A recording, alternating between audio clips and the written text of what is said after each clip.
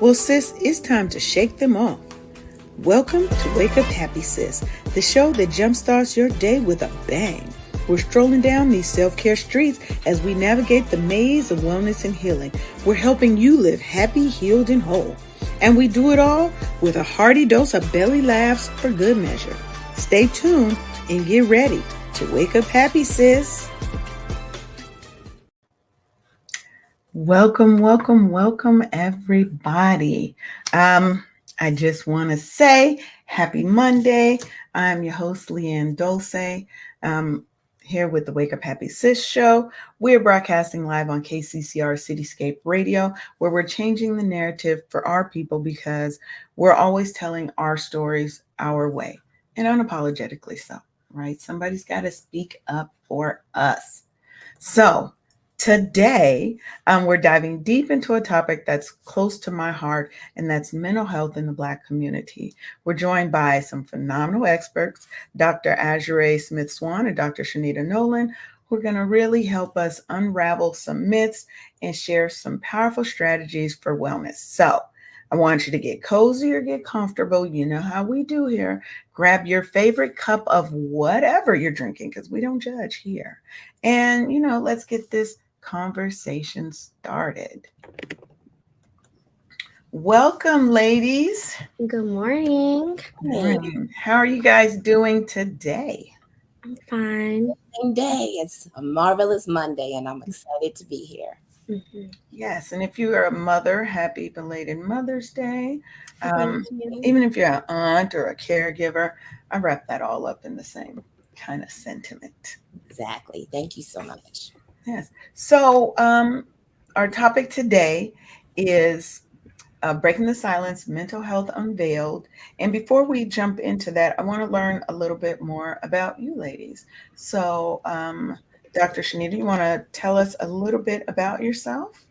Absolutely. I am Dr. ShaNita, and I am a leadership and professional growth expert.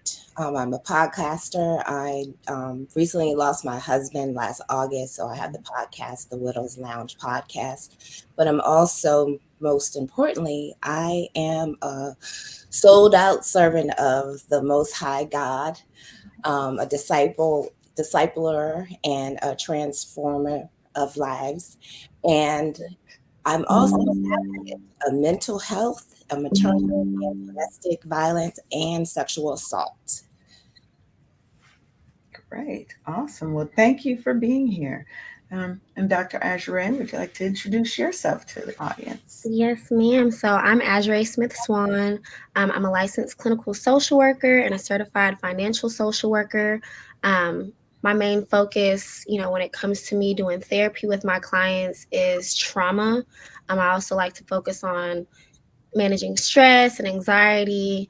I like working with people that are going through life transitions, but the number one thing for me is working on trauma.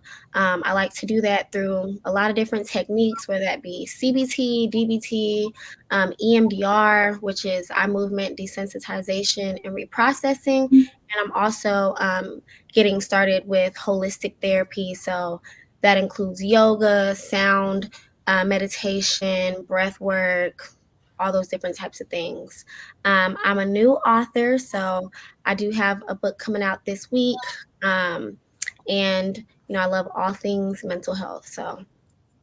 Awesome. Well, thank you both for being here on the show today. So let's just jump into it. So I want to kind of talk, kind of set the foundation for kind of understanding mental health within the context of the Black community and sometimes our more unique experiences and or challenges with identifying it, getting help for it, things of that nature.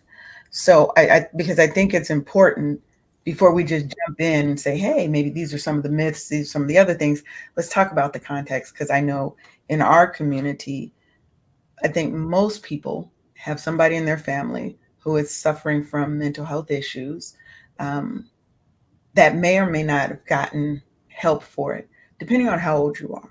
I'm in my 50s. Let me add Sharonda in. Hey, Sharonda. Welcome. Ladies. Good morning. Hello. We got some first time listeners. Well, hey, Leary Latrice, welcome. We love all our first time listeners. Thank you for joining. We're talking about mental health in the Black community. And I want to kind of start with some of the, like I said, historical context.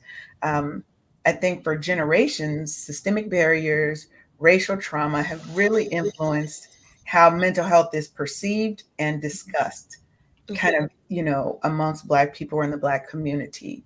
Um, I feel like we've had a legacy of challenges in the mental health, and you couple that with ongoing discrimination, socioeconomic disparities, it just kind of creates this backdrop where Black people experience a lot more mental health issues, or maybe I wouldn't even say a lot more than others, but we're definitely experiencing it. And sometimes I feel like we may not always know how to navigate or manage it. Mm-hmm. We haven't been, I know in my growing up, mental health was not something you talked about. Whatever happened in your house stayed in your house. You were not getting help for it. And so how have you guys kind of seen that shift to now? I think a lot of millennials and stuff, they're like, I need my mental health. So Yeah. it's a lot more open. So what do you guys kind of feel about kind of the historical context of mental health and how it's been treated and looked at in the Black community and kind of where we are now? I definitely think that um, mental health has been stigmatized a lot within our culture because, of course, if we're admitting that we're having mental health issues, people look at you and think, oh, they're crazy, or all these different things. But when you think about it, we really have been talking about mental health, even though we don't really know. Like when people say, my nerves just bad. Okay, so you have, some anxiety, or they might be like, he's a little off, or something like that. I'm pretty sure you can think of a lot of different phrases that you've heard that indicate that there's some type of mental health symptoms going on, but not really knowing what to call it.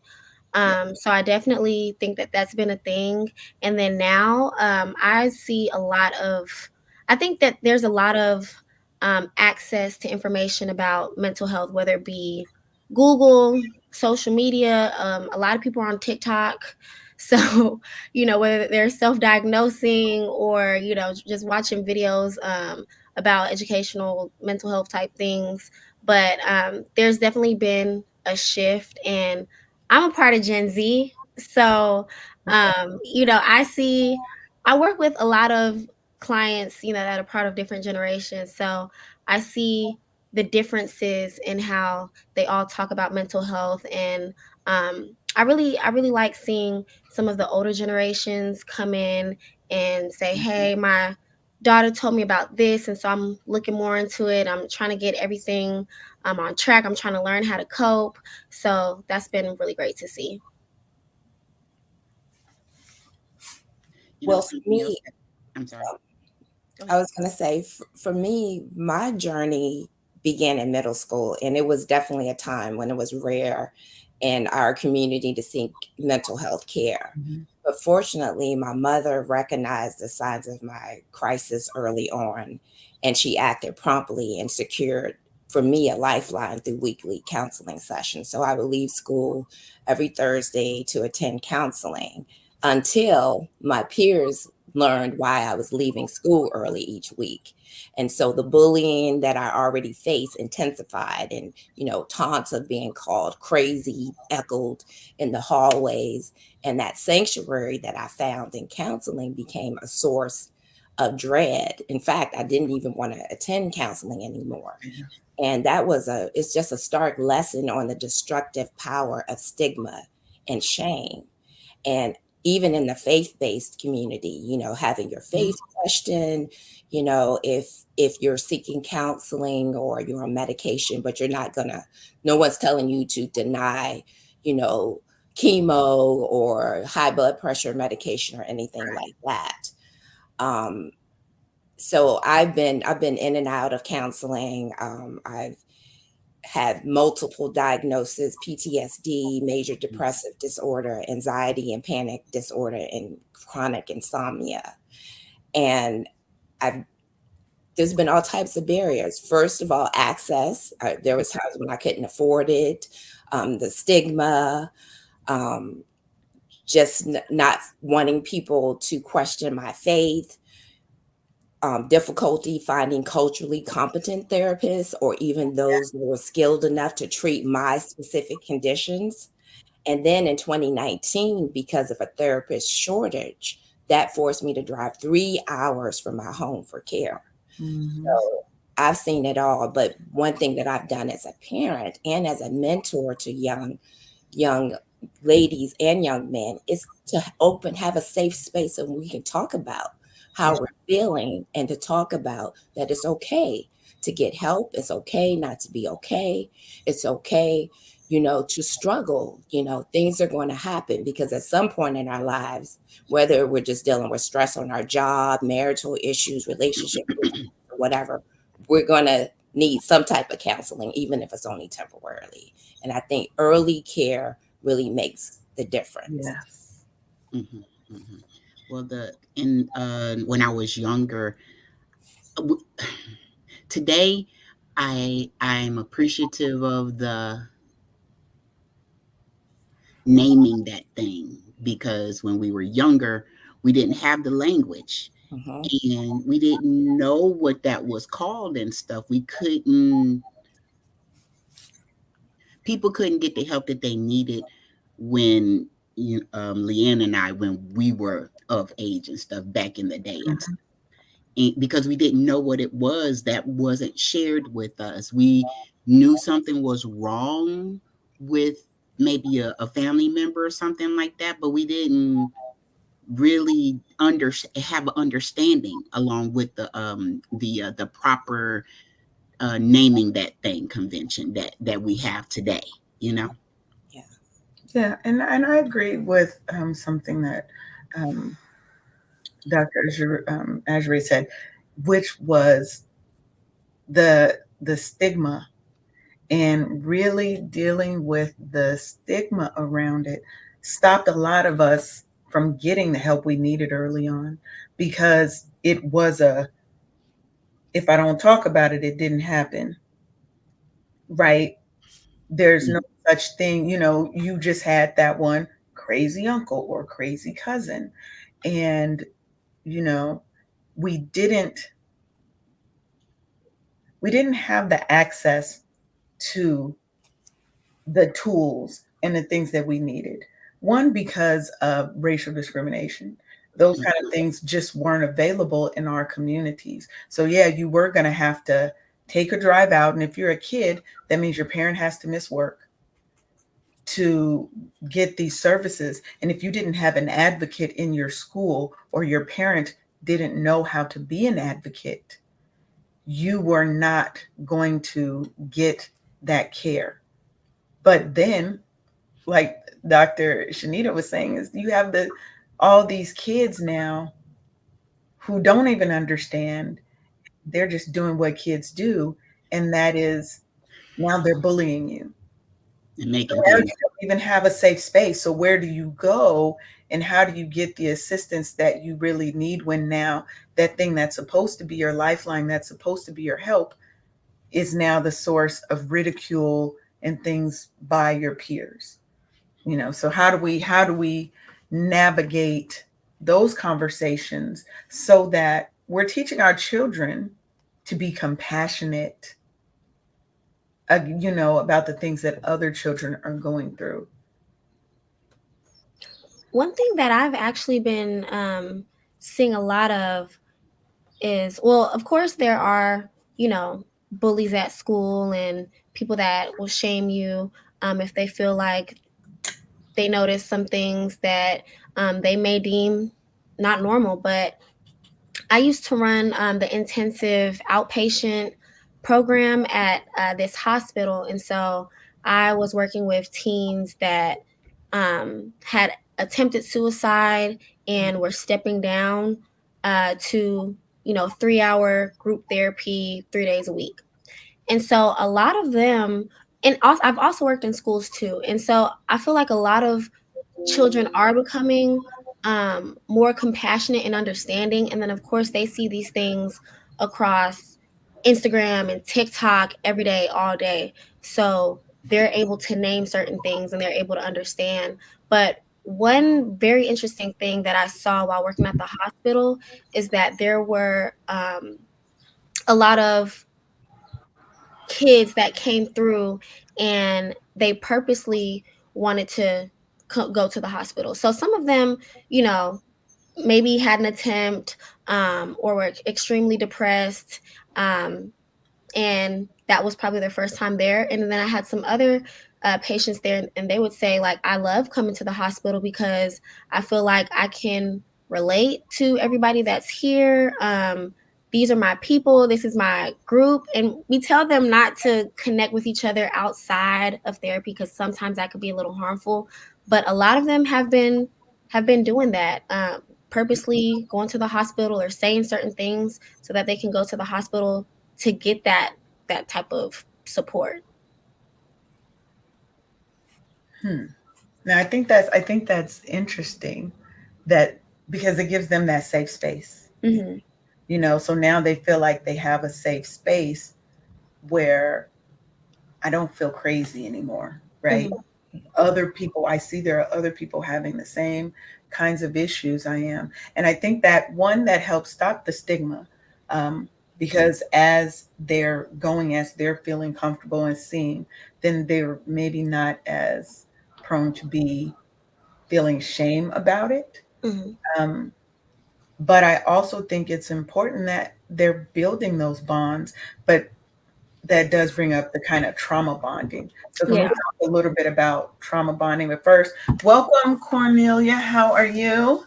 Hey, sorry for the delay due to technical and time issues. So glad that I can be here and join in.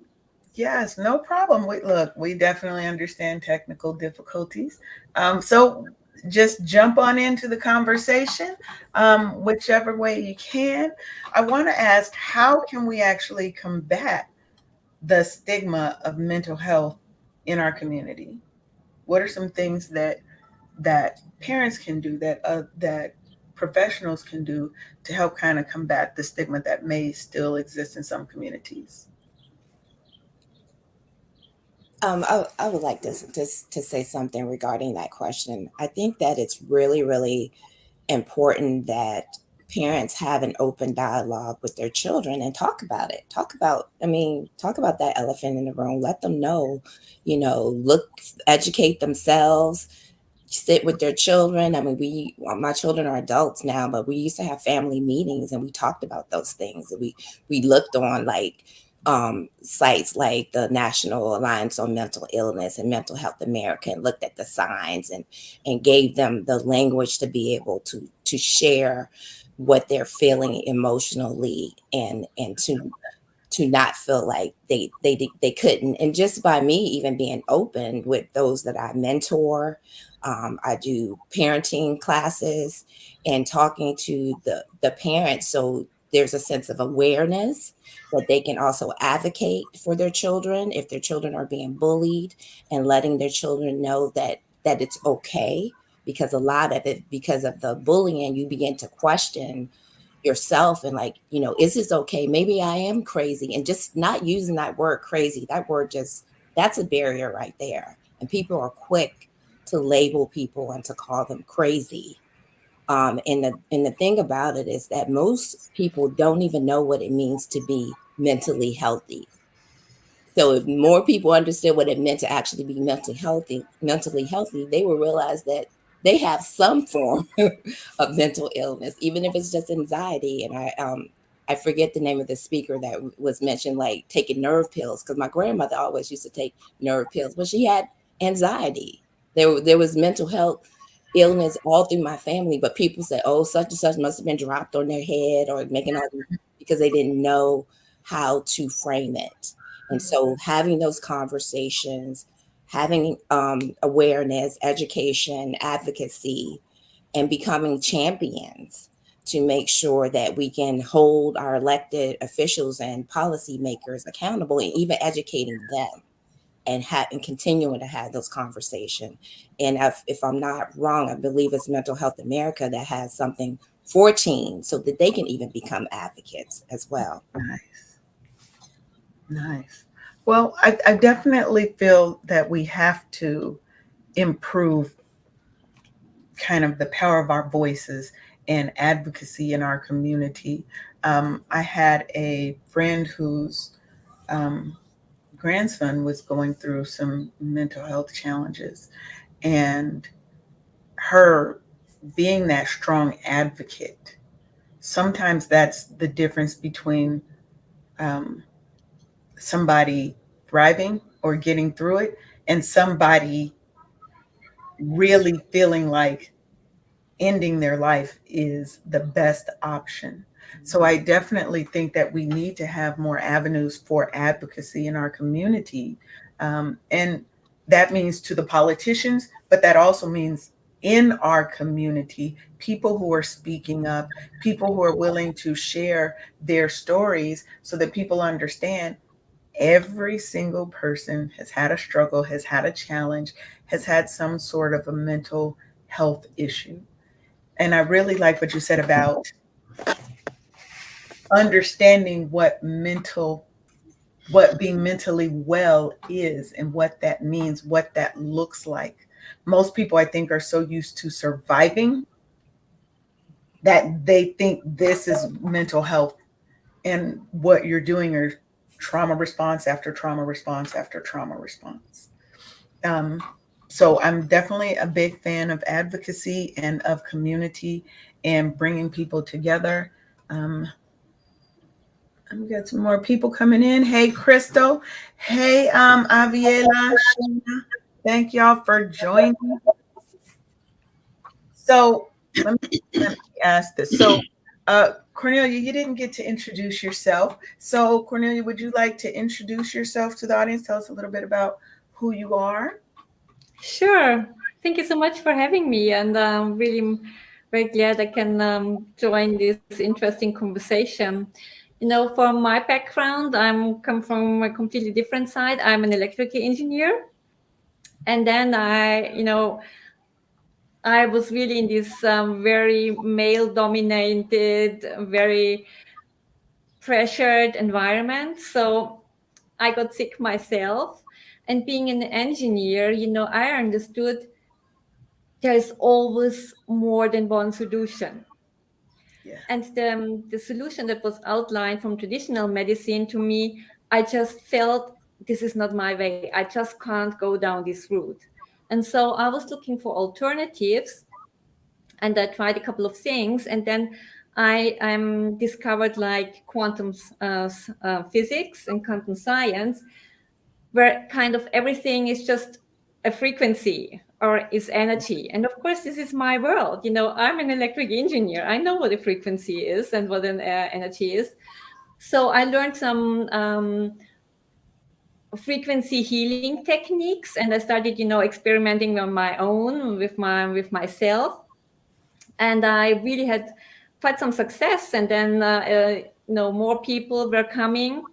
And so what I developed now is my own model in a way, that there are different layers of our energy, and of course a big one is our mental mental energy. And my task is always like, because what I see is from traditional medicine, most of the time it's only about working on the symptoms.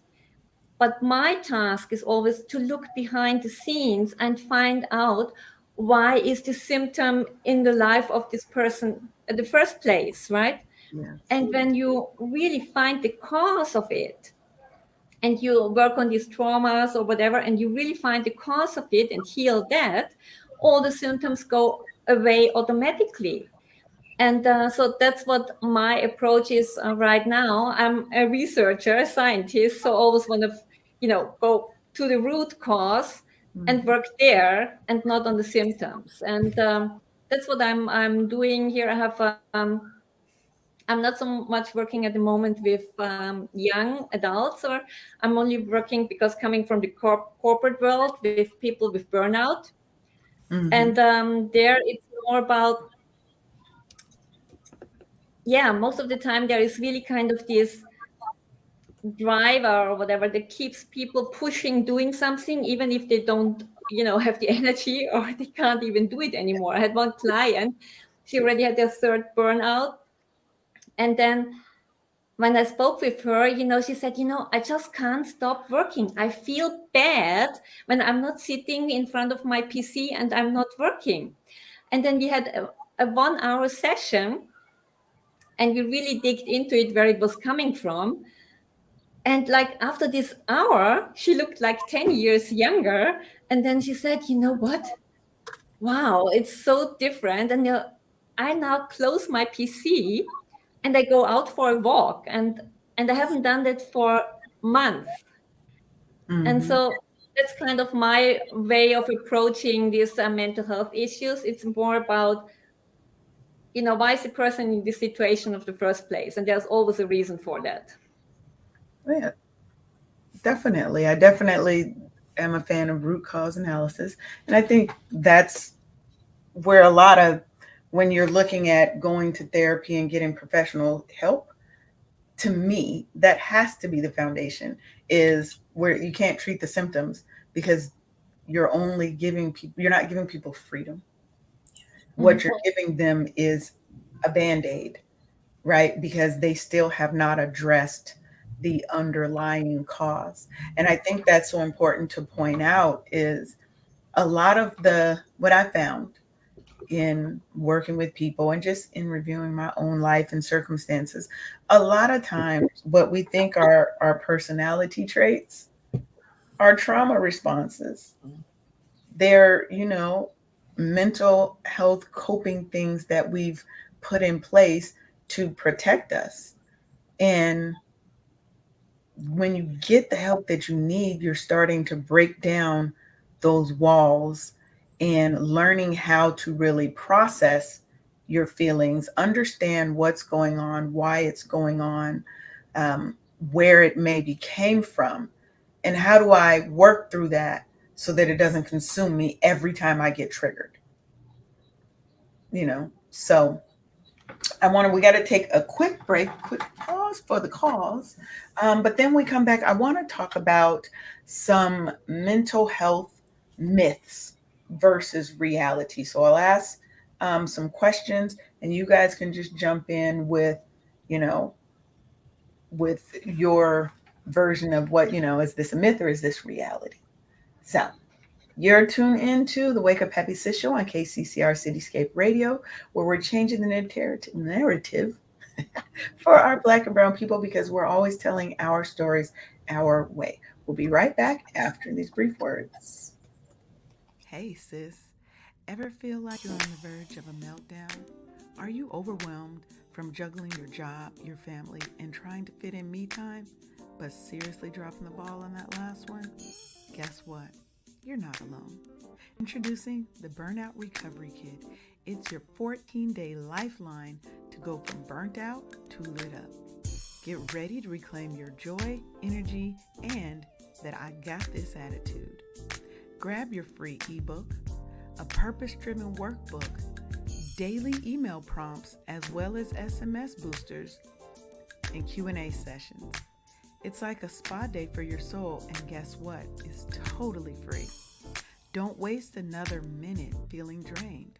Go to officialburnoutrecoverykit.com right now and kickstart your transformation. The Burnout Recovery Kit, because you deserve to be at the top of your own to-do list. Don't just cope. Thrive, sis.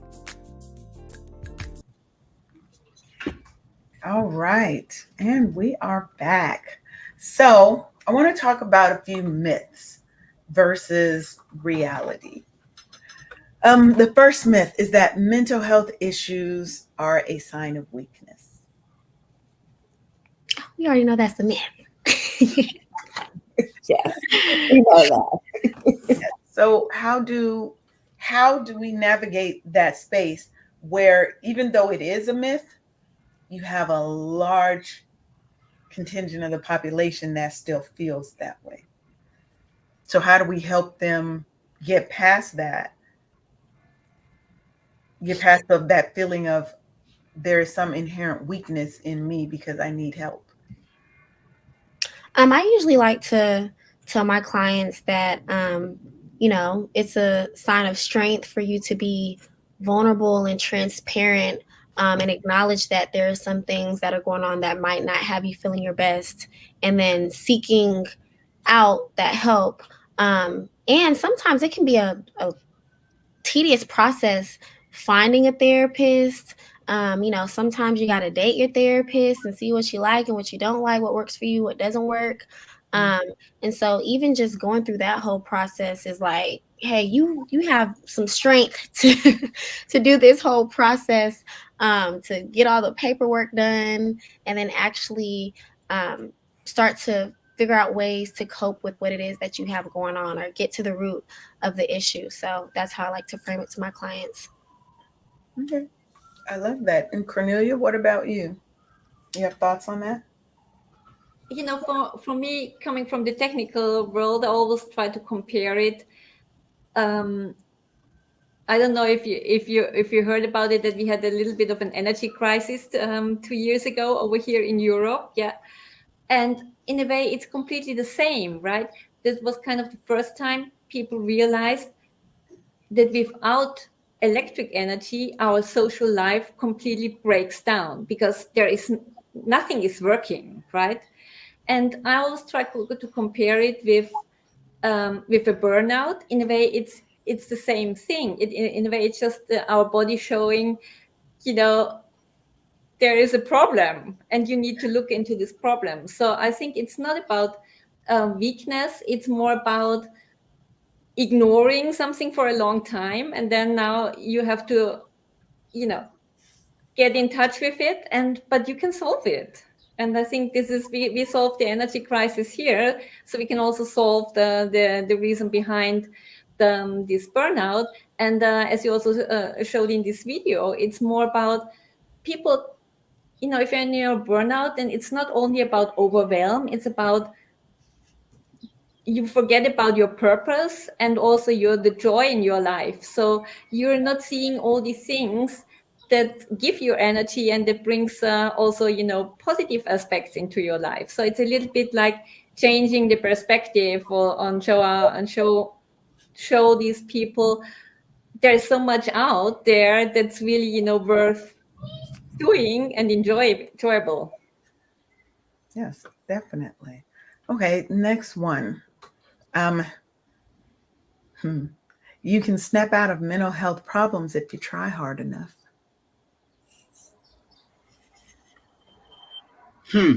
That's a game I play with myself.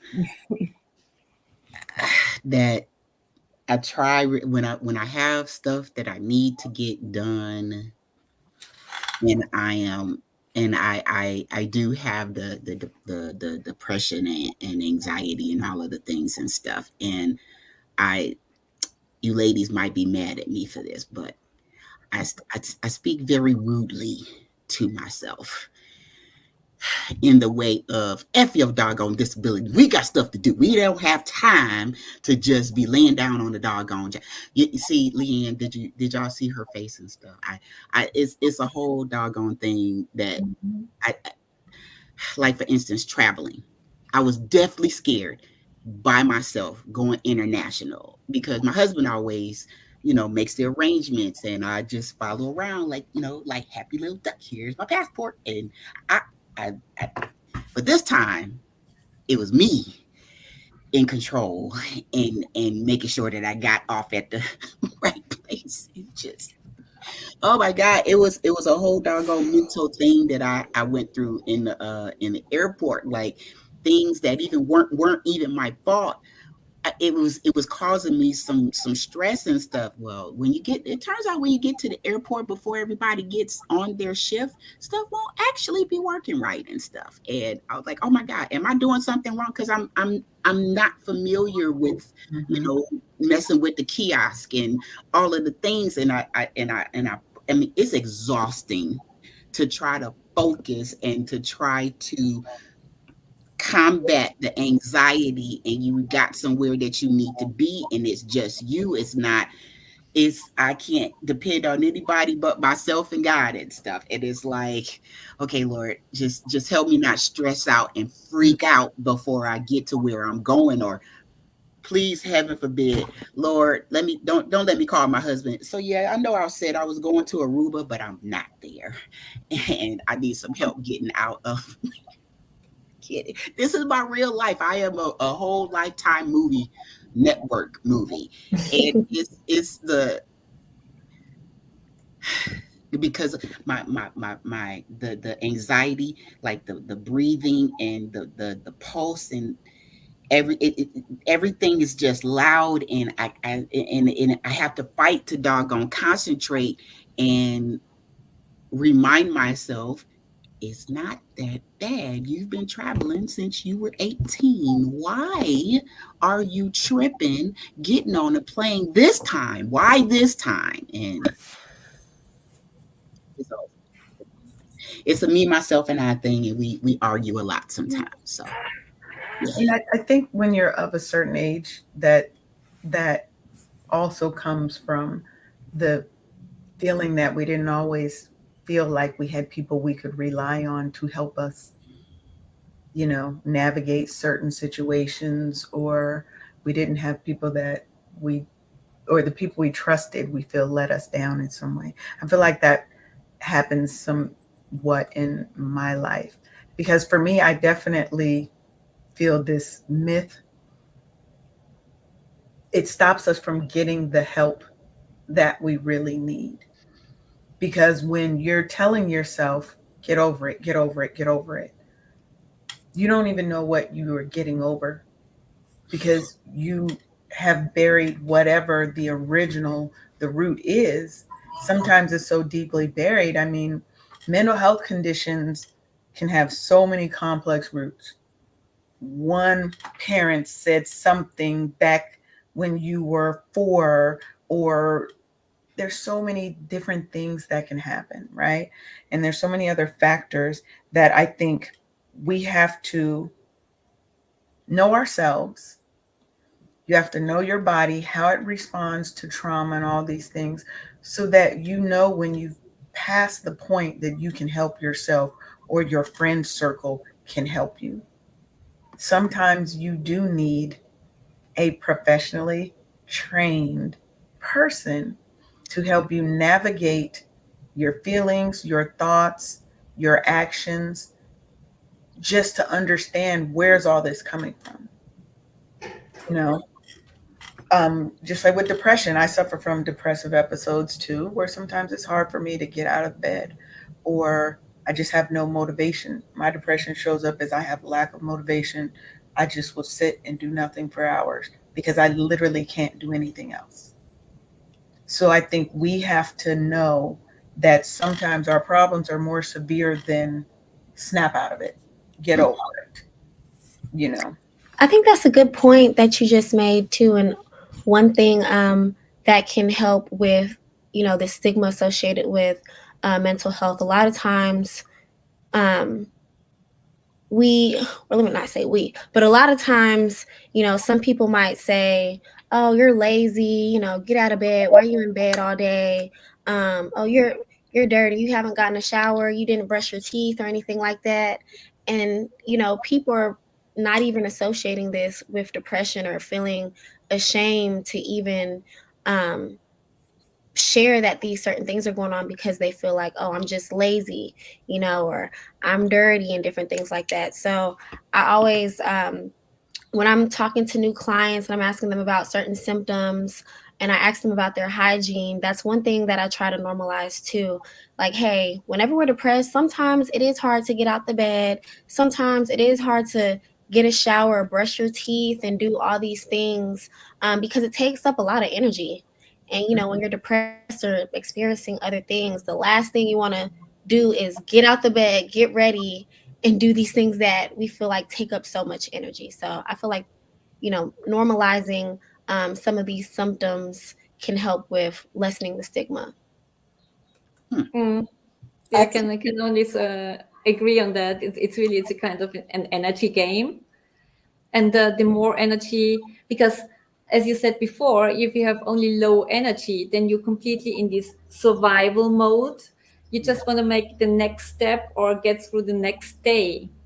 And when you have more energy, and that's what I also show my clients, life looks completely different, because when you have more energy, you see more solutions and more opportunities. And on top of that, you even feel and know that you have the energy to execute them. And this is kind of giving these people also their power back, that they kind of, okay, now I know I have this energy and I know I can do it. Because as you said before, yeah, if you can't get out of bed, it's very difficult, and it's even, increasing the pressure, because you just can't do it. But if I empower people and so, if you do this and this, you will feel more energy, and then they feel empowered and they say, okay, now I can do this. And this, I think, is also very big game changer. Definitely. I definitely think also is when you keep telling yourself, I'm supposed to be able to snap out of it, but I can't. Right? How is that wreaking havoc on your spirit, on your feelings, how you see yourself? Because now I should be able to fix this. I can't fix this. I can't fix myself.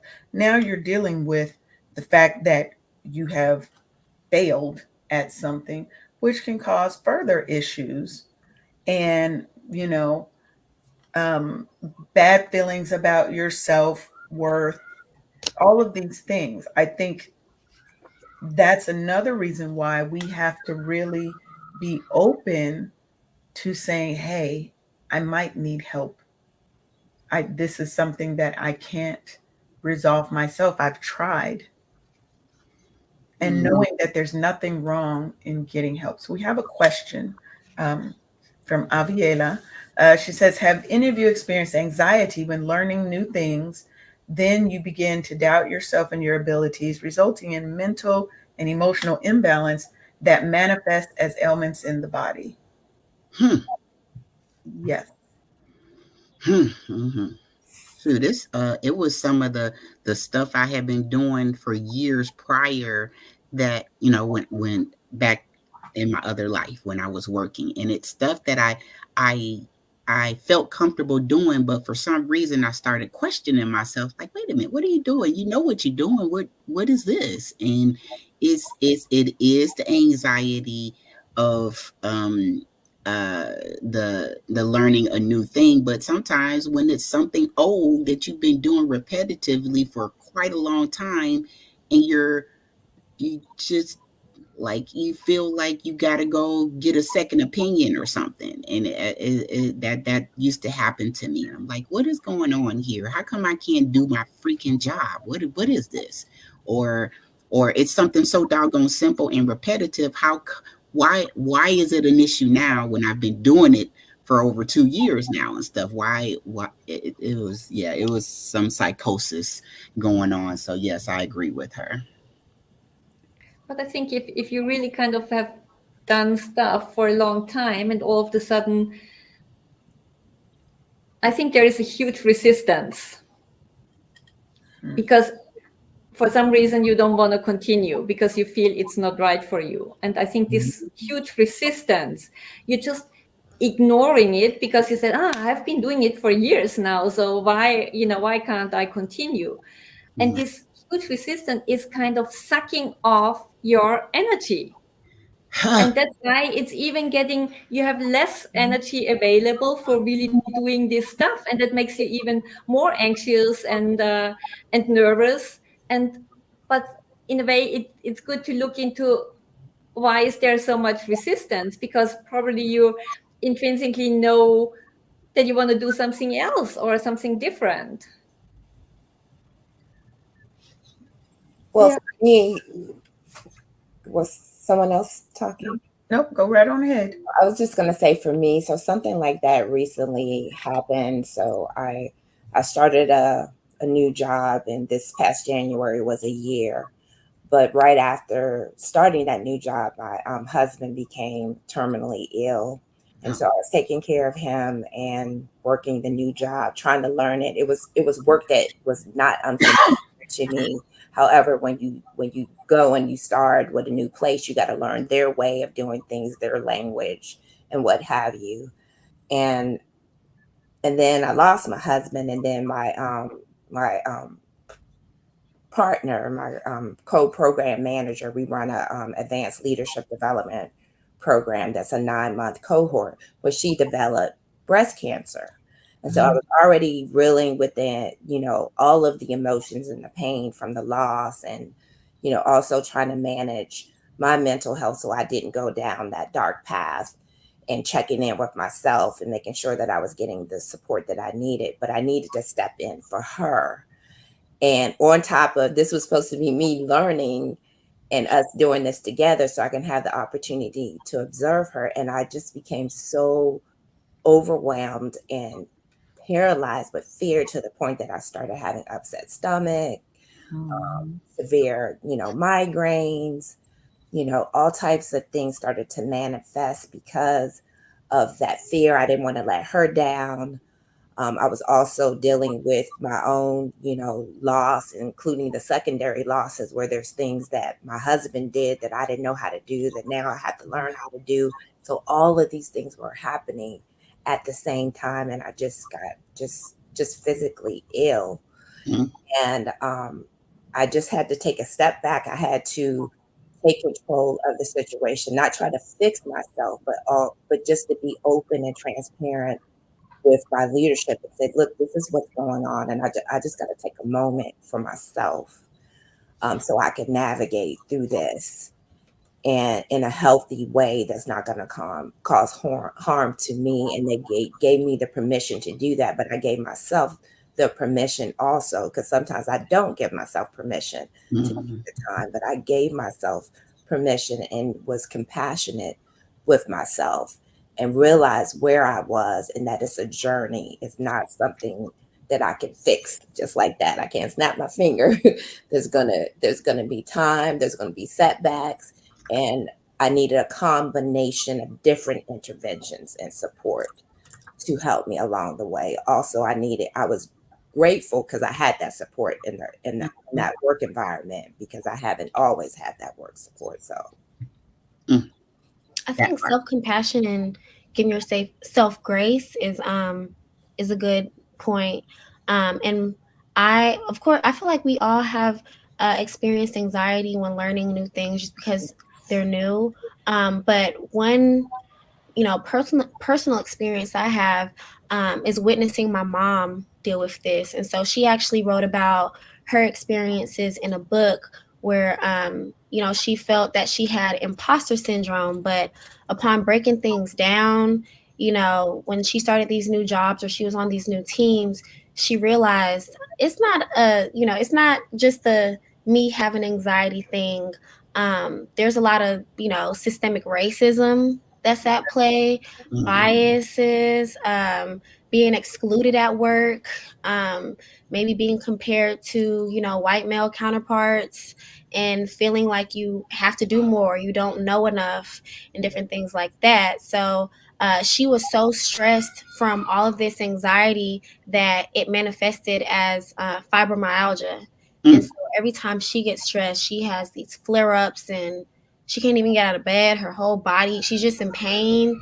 And it's, sorry if you can hear my daughter crying, but it's just, it's been kind of painful to, see my mom deal with that. But I feel like a lot of other Black women, or just women in general too, have been experiencing some of those same things. Yeah, definitely. I definitely, as of late, the newest thing that happens to me is these, I can't eat. I have these just phantom stomach pains out of nowhere when I'm overly stressed or I'm nervous about something. And this has just come up in the last kind of few months, just with some personal things that are going on in my life. And one thing that I will say that helps me is practicing mindfulness. So we have to realize that, um, as Trevor Otts, one of my mentors, says, it's not hard, it's just new. Mm.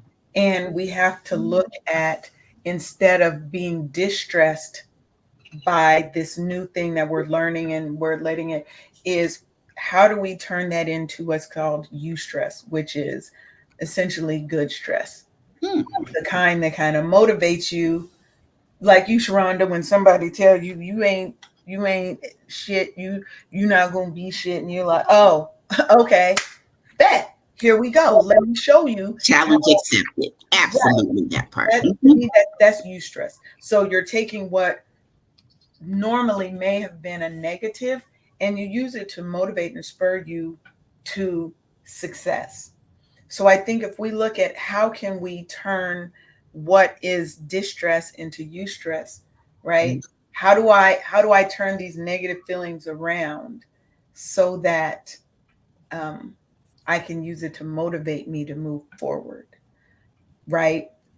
I feel like that's one of the things that we have to do. I practice mindfulness, so I will do full body scans so that I know when stress is happening, when anxiety is happening, how is my body responding to it? Not judging it. It's not a good or a bad, it's just an is. Because you have to know your triggers. We cannot fight what we do not know. And we have to be honest with ourselves, open and honest about the things that are going on in our lives, about how things make us feel. And I feel like, at least for me and a lot of the people I know, it's hard for us to share our emotions because we're the strong one, we're the foundation, we are everyone's support for everything. And we don't really have people that we can go to. So we're used to suppressing our emotions, suppressing our feelings, suppressing our pain. And we lock it away in a little box somewhere in our little spirit, our little soul, until it erupts because Mm. we've not dealt with anything. So I think, process those feelings, right? Process the feelings. Try to understand why you feel that, because this is just something new, that maybe you can't do it, that it isn't right for you, that you're not going to succeed. Challenge those imposter thoughts, right? And do little things, and have little successes along the way that tell yourself, okay, damn, I can do this. That's some things that I would say, Aviela, you know. Uh, I'd like to take this one. She says that, is there some type of a comeback song or dance Yeah. or tea or something? For me, when I was working, one of my favorite movies was The Wiz, and um, I like to murder the hits, if you will, and I change the words of the song depending on how I'm feeling. Like the song with Michael Jackson up on the crow's post, Mm-hmm. and you know how he's singing, "You can't win." I say I can win, and just and I'm all the way inside of my head, typing and doing all of the things. And at the end of the song, yeah, I can do this. I got this. And so, yes, to answer her question, yes, there's that victory song, or a space that I create, or a bubble, even if, for that. For when I was doing my master's, I was still working at the Veterans Administration Hospital, and I had a really great boss, and he didn't mind that I was doing my work classes just as long as my work was done. So back then, I was a great multitasker. I had like 8 arms, just I was in everything, doing everything and stuff. And it was getting inside of my head because my motivation was my fourth or fifth grader at the time, because he needed to see a reason to excel in school. And so one day I'm sitting at home, and I'm helping him with his homework, and he's doing his homework, and I'm doing my own. And he's like, "Mama, I see your hustle." I was like, what you talking about? He said, you go to work full time, you go to school full time, you take care of us, and you're making the grades. I was like, I really appreciated that because my son got to see his mom churning and burning, trying to, because the way to get to my promotion was through a degree. So all of those plates were spinning, like he said. And when his grades came out, he would be like, Mom, what'd you get on your report card? I was like, what'd you get on your report card? So it was a motivational type of a thing that my son, you never can tell who's watching you live your life while you're trying to figure this thing out and stuff. Right. And so for my fifth grader to be like, if my mama can do all of this, I was like, of course, son, you got one job. You got one job. So if you see me doing all of these things and stuff, that means that you can too with way less on your plate. So it's, the motivation that you get from your kids who are your biggest cheerleaders. This boy even crushed my groove. I was outside. We were in the pool. He said, Mommy, you can't be outside in the pool because you got a 30-page paper to write. Oh. Excuse me, Professor. Exactly. I mean, the boy wasn't lying. I mean, so I had to slink back into the house with my head down and cry all like, I want to go outside and have fun with the family. And I'm just banging away at the computer and stuff like that. So that stress was definitely that, Leanne, about pushing for your last name, like Dame Dash says. So you're doing this so your family can have a better quality of life, and it comes through you and your partner doing the things. And so and thank you, Shana, for listening. Hopefully you come back in. We are here every Monday and Thursday at 10 a.m. Eastern live, so you can always come back, hang out with us. So as we kind of bring this to a close, is there one tip that you would leave with somebody that may be suffering from some mental health challenges? One piece of advice or an affirmation or something that you would like to leave? I would like to say something about that. When you are close friends with someone that is suffering and they goad you into telling them your issues, but instead of returning the favor, they think that suicide would be the way to go instead of working through. For me, being left behind, because my best friend did that to me from high school. Doctors, is there anything that the people left behind to deal with, somebody that meant something to them? Because I was mad at him for a very long time, because he robbed me of the chance to be able to be there for him. Is there anything that you can help with to help me not carry the anger, and to show myself grace, and to say that something he was going through I couldn't help him with, or whatever? I don't know how to phrase that. I think you already know, giving yourself, that grace, and not taking on any blame for anything. A lot of times, when people die by suicide, they have already gotten to the point where they've made up their minds, So there are some people that can be talked out of certain things, but a lot of times they've already made their plans. They've already done different things to set up what they want to do.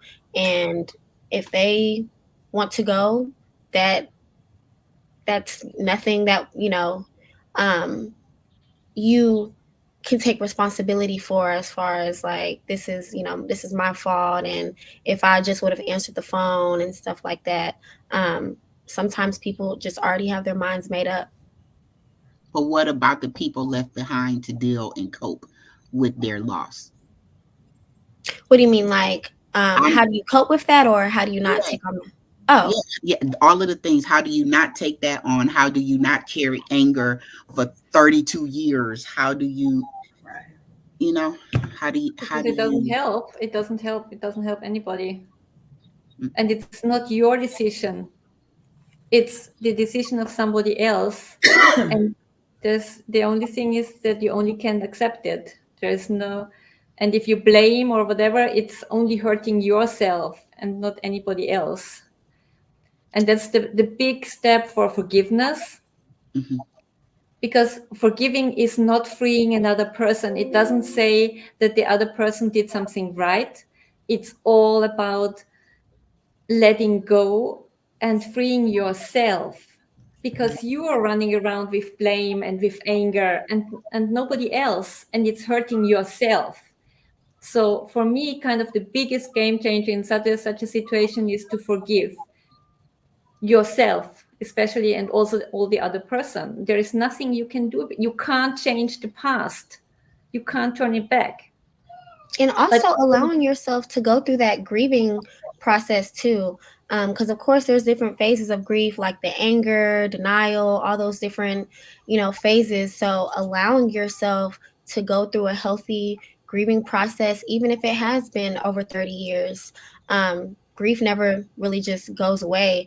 We just get to a point of acceptance. So allowing yourself to go through those processes on your time, um, giving yourself that grace and compassion, allowing yourself to actually sit in how you feel and feel it and not try to sweep it away. Remembering that it wasn't your fault, and it's not your responsibility. Not saying that you shouldn't care, but it's not your fault that these things happened. And then of no, course going to therapy and processing through that trauma and those core beliefs that are attached to that loss. Yeah. And I would say, in a kind of picking up from that, is also trying to dig into, because maybe you have feelings of having to be somebody's savior. And that's where your guilt is coming from. mm-hmm. You're like, I couldn't save him. Right. So there may be a larger issue that you also have in your life, that you feel like you have to be the one to save somebody. You have to fix it. You're not always going to be able to fix it. I had a good friend, and we've talked about my friend who committed suicide. Um, and realizing, I was like, I just talked to him last month. How did I not, how did I not see? How were you so into your own thing that you didn't see that he was struggling, that he was in pain? But we have to know that everybody isn't going to be in our life forever. And we have to be glad for the time that we did get to spend with them, because his job wasn't to be here forever. Right? His time, we can't question why he was taken away, but just know that you did have that ability to be with him, to love him, and to have him love you as friends, that you're blessed to have had him in your life, and he was blessed for you to be in his. But you couldn't fix his problem, Mhm. right? And I know that still hurts you, and I know you're still mad at him, and we've talked about this. Just apologize to yourself first, because you're carrying weight that is not yours, that was never yours to carry. Yeah, I think you should also you're write him a letter. Yes. Write him a letter, or sit in a chair, have another chair in front of you, and pretend that he's sitting in that chair, and have that conversation with him. Everything that you wanted to say, you can get everything off your chest. Like, friend, why you do that? Why'd you mean like that? Just have a conversation with them. And listen, because the answer might come to you when you're trying to have that conversation. Oh wow. Okay. So when you're still, and that the answer may come to you in the strangest way. That's what I found. when we talk to the ancestors, to the spirits, I'm very big on that. They make a way sometimes to let you know, but we have to be listening. And that's why it's so important that we tune into our own frequencies, into our body, into how we respond, into all the things, so that we're paying more attention. But it's 11:05. We are a little bit over time, ladies. So what we're going to do, I would love for our guests, if you would like to share, if you have something, coming up, you could definitely share that. A final thought, let people know how they can connect with you, if they're looking for additional services, or if they just want to see who you are and how you get down. How can they connect with you? We're going to start with you, Dr. Smith-Swan. Okay, so one tip that I want to leave behind, and it might sound so simple, but go to the doctor, while you're also seeking therapy, because sometimes these issues could be stemming from our diets, our lack of sleep, our lack of vitamin D, just sunlight, different things like that. So I'll also recommend going to the doctor. If you want to connect with me, you can follow me on Instagram at AZURELCSW. Psychology Today, if you're interested in therapy. Dr. Smith-Swan, I'm based in Texas, or LinkedIn at Dr. Azure Smith-Swan. And then I do have a book coming out. I'm a part of this mental health anthology called Voices of Wellness. I talk about my trauma growing up, my experience working with those that struggle with trauma, and then trying to hold space for my trauma clients as a therapist that was dealing with her own trauma. And so I talk about that in that book. And if you are interested in purchasing that book, it comes out this Wednesday, and you can find that on my Instagram. All right. Dr. Nolan. I'm just going to end with one fundamental truth, and that is that mental health is physical health, and both are indispensable to our overall well-being. So give yourself some grace, take care of yourself, and know that recovery and managing your mental health, it's a journey, and just allow yourself to go through and grow through that journey. You can find me on LinkedIn, Dr. ShaNita Nolan. I have a book, it's Indestructible, Journey from Pain to Promise, and you can purchase it from our website, ShaNitaNolan.com, or you can also purchase it on Amazon. I'm also a speaker, a coach, and a trainer. You can visit my website, Circle of Trust Leadership, for any training or speaking opportunities. Thank you so much. Awesome. Thank you for being here. Cornelia?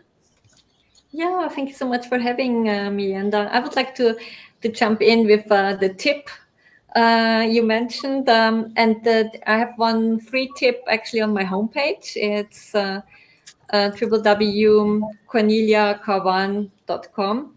And there you can download a free book, and it's all about stress management.